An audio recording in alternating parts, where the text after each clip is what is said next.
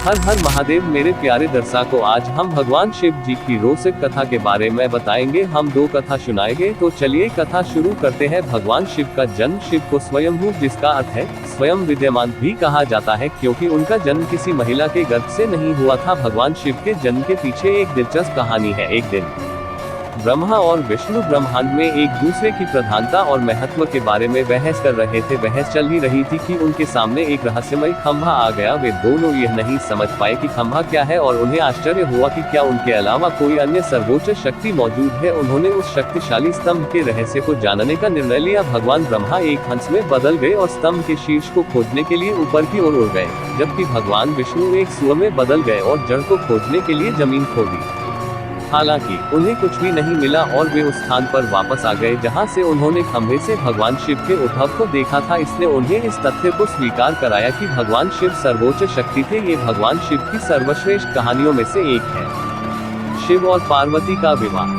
ये दिव्य प्रेम की कहानी है। देवी गौरीदेवी का पार्वती के रूप में पुनर्जन्म और भगवान शिव से विवाह करने की उनकी प्रबल इच्छा शाश्वत प्रेम का एक उदाहरण है। हिमालय के शासक हिमावत और उनकी पत्नी मेनका भगवान शिव के प्रबल अनुयायी थे और एक ऐसी बेटी की कामना करते थे जो देवता से विवाह कर सके। इसके लिए मेनका भगवान शिव की पहली पत्नी गौरी देवी को प्रसन्न करने के लिए 3 दिवसीय लंबी तपस्या करती है। देवी ने मेनका को उनकी बेटी के रूप में जन्म लेने का वादा किया। वह पार्वती के रूप में पुनर्जन्म लेने के लिए आग में कूद जाती है। इससे शिव का दिल टूट गया और वह अपनी प्यारी पत्नी के खोने का शोक मनाने के लिए लंबी तपस्या में लग गए। एक दिन ऋषि नारद बच्ची को देखने के लिए हिमावत के राज्य में जाते हैं और भविष्यवाणी करते हैं कि वह भगवान शिव से शादी करेगी। जैसे जैसे पार्वती बड़ी होती है, वह दिन रात शिव की प्रार्थना करती रहती है।